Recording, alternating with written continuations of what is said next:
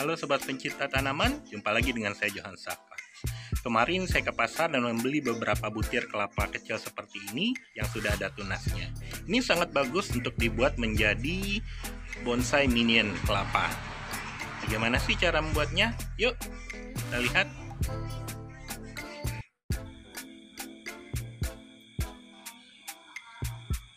Nah, ini adalah kelapa-kelapa yang saya beli kemarin di pasar. Ada 4 butir. Ya, kelapanya kecil-kecil. Waktu saya tanya penjualnya, sebenarnya ini katanya kelapa biasa.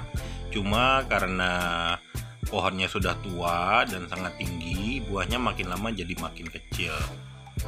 Jadi ini bukan kelapa jenis tertentu, kelapa biasa. Nah, kita sudah siap nih untuk membuat bonsai kelapa. Semua bahan-bahannya udah ada di sini. Untuk tahap awal, media tanam yang kita perlukan adalah pasir. Lalu tentu saja kita perlu kelapanya. Pasirnya ini pasir pantai, sebenarnya boleh apa saja. Lalu kita gunakan cutter. Pertama-tama kita mengupas buah kelapanya ini. Kita hilangkan sabut-sabut kelapanya. Dikupasnya hati-hati, jangan sampai tunasnya terganggu, patah atau rusak. Nah, seperti ini. Ya lebih bersih lebih bagus. Oke. Lalu yang kedua, kita kupas juga. Hati-hati kalau sudah ada akarnya, jangan sampai putus. Karena sayang kalau sampai akarnya putus. Oke. Nah, seperti itu. Nah, sampah-sampahnya kita bereskan dulu ya, biar nggak berantakan. Kita kupas lagi kelapa yang ketiga. Nah, oke. Gampang karena ini memang sudah tua kelapanya. Kelapa yang keempat kita kupas juga. Oke, seperti ini.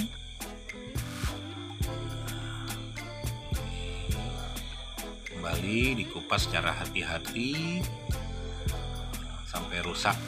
Sayang kalau sampai rusak. Oke.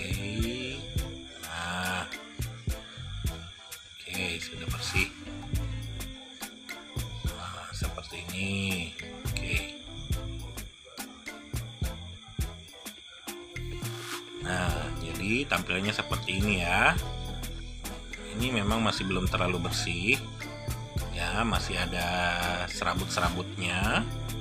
Kalau ingin lebih bersih lagi, bisa dibersihkan dengan cutter.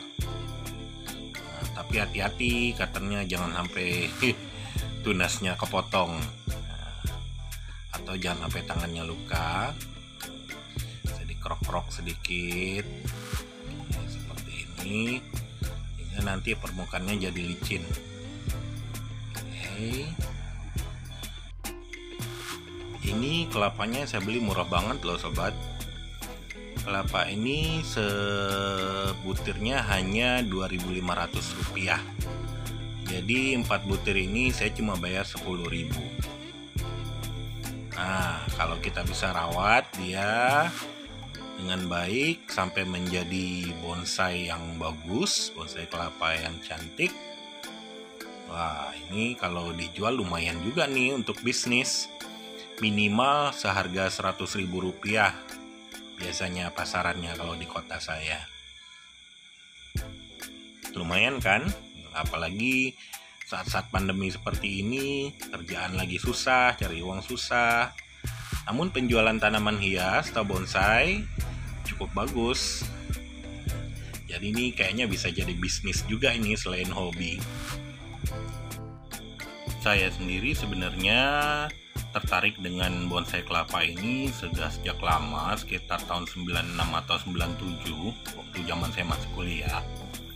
Dulu saya sempat menanam kelapa untuk jadikan bonsai kelapa, tapi karena nggak punya ilmunya, cuma saya tahu taruh di baskom, lalu siram, akhirnya mati dan putus asa. Lalu saya berhenti membuat bonsai kelapa. Nah, sekitar sebulanan yang lalu saya lihat di salah satu postingan teman Facebook, yaitu Bang Dedi. Dia posting tentang bonsai kelapa. Lalu saya tanya-tanya lah. Nah, beliau mengundang saya ke rumahnya untuk lihat-lihat gimana cara bikin bonsai kelapa. Mulai deh bergejolak lagi keinginan punya bonsai kelapa. Pas saya sampai di rumahnya, rencana cuma lihat-lihat, minta ilmunya, ternyata saya dikasih satu pot bonsai kelapa. Yang di pot hitam itu, ya itu pemberian dari Bang Dedi. Nah, ini sepertinya udah hampir selesai nih kita membersihkan buah kelapanya. Ya, oke, tinggal sabut-sabut kecil dibuang. Nah, langkah selanjutnya saya akan mencoba membuang kelopak atau pelepah paling luar, gunanya untuk mempercepat pertumbuhan calon daun yang di bagian dalam. Nah, kita sayat sedikit, lalu kita kupas memutar. Ups, ternyata patah, tunasnya patah. Tapi nggak apa-apa, ini masih tetap bisa ditanam dan bisa tumbuh. Selama tunggulnya nggak habis, kita tinggal sayat aja miring. Saya akan coba kelapa yang kedua. Dipotong dulu sedikit, diseset sedikit, lalu seset lagi sedikit lagi. Lebih hati-hati. Walaupun patah tetap bisa ditanam, tapi ya kalau bisa jangan patah lah.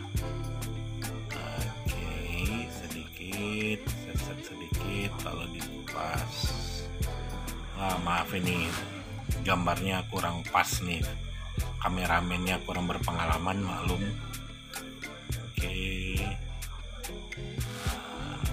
Oke, yang kedua ini sepertinya berhasil ya.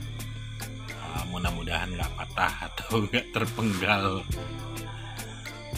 Oke, nah kelopak paling luarnya sudah terbuang.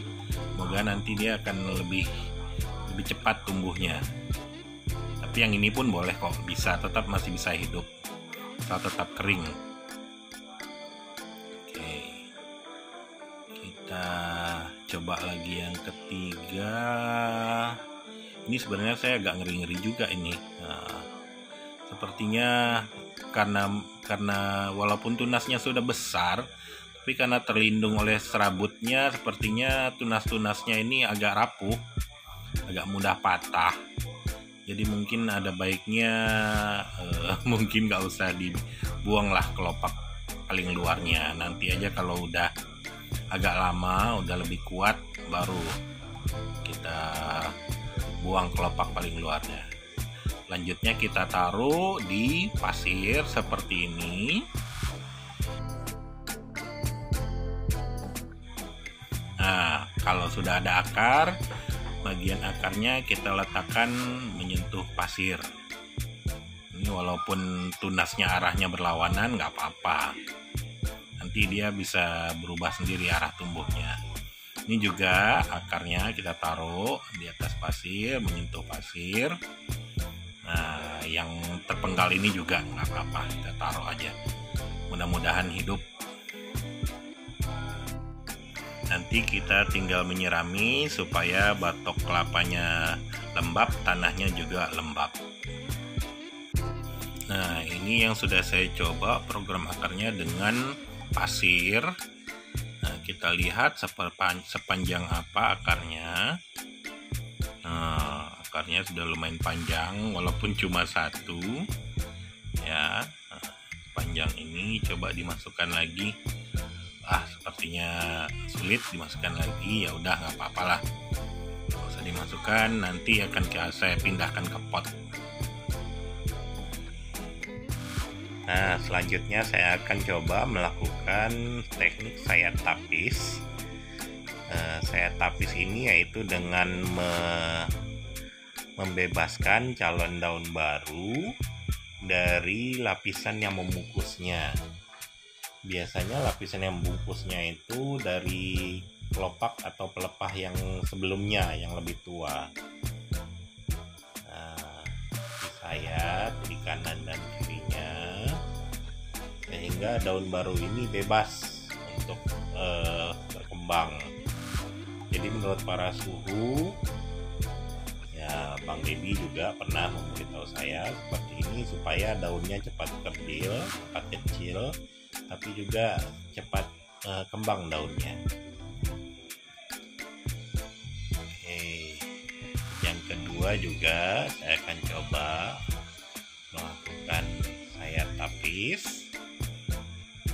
Nah, di sebelah kanannya dan kirinya tinggal disayat sedikit untuk membebaskan daun-daun baru biar nggak terbungkus, jadi perkembangannya lebih cepat. Oke, sudah terbuka. Di sebelah satu laginya, di sebelah kirinya juga begitu.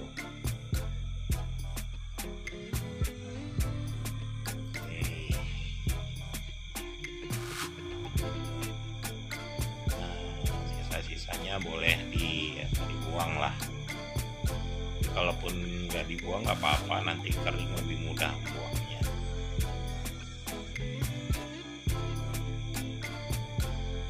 Nah, selanjutnya ini udah sebulan lebih sama saya. Sebenarnya ini juga pernah terpenggal sama saya. Waktu itu saya habis konsultasi sama Bang Deddy. Lalu katanya hati-hati jangan sampai ini terpenggal, karena saya waktu itu mau buang daun yang tuanya dan ternyata setelah konsultasi langsung terpenggal. Lalu saya cari-cari info kemana-mana, ternyata walaupun sudah terpenggal, selama masih ada tersisa bonggolnya atau tunasnya, itu masih bisa hidup. Nah, ini akhirnya udah hidup lagi, udah bagus. Oke, saya sayat lapisan yang membungkus daun barunya. Oke, ya, mudah-mudahan ini nggak terpenggal lagi. Nah, sudah bisa dibuang bekas-bekasnya, sisa-sisanya. Di sebelah lagi juga begitu. Jadi nanti lebih bagus perkembangan daunnya. Nah, alhamdulillah berhasil. Ini batok kelapanya udah dipernis dari Bang Deddy-nya. Pernis ini juga sangat bagus untuk melindungi batok kelapanya, karena saya pernah salah satu yang punya saya jemur sebentar, katanya kan bagusnya dijemur 1 atau 2 jam. Ternyata langsung pecah, retak-retak di mana-mana. Untung cuma 1 itu yang seperti itu. Akhirnya yang lain-lain ini saya nggak pernah kasih sinar matahari langsung sebelum dipernis. Berani.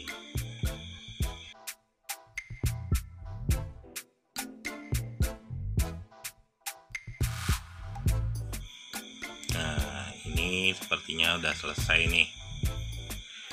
Oke, yang ini juga nih masih program akar, karena akarnya belum banyak. Saya tapis juga biar daunnya cepat mekar, biar cepat kembang. Karena kalau nggak disayat tapis nanti ya memanjang begini aja sampai tinggi pelepahnya, nggak bagus lama berkembangnya.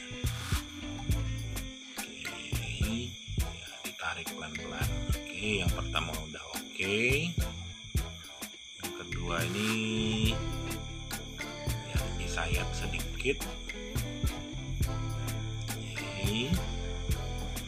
Hati-hati jangan sampai terpotek. Oke, berhasil tersayat sedikit.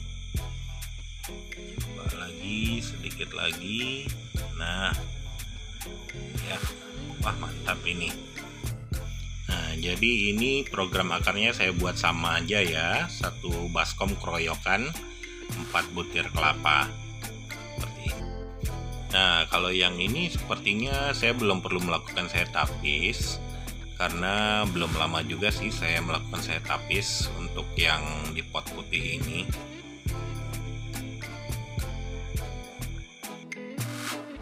Oke sobat, terima kasih telah menonton video saya sampai akhir, semoga bermanfaat. Jangan lupa untuk like, subscribe, komen, atau share.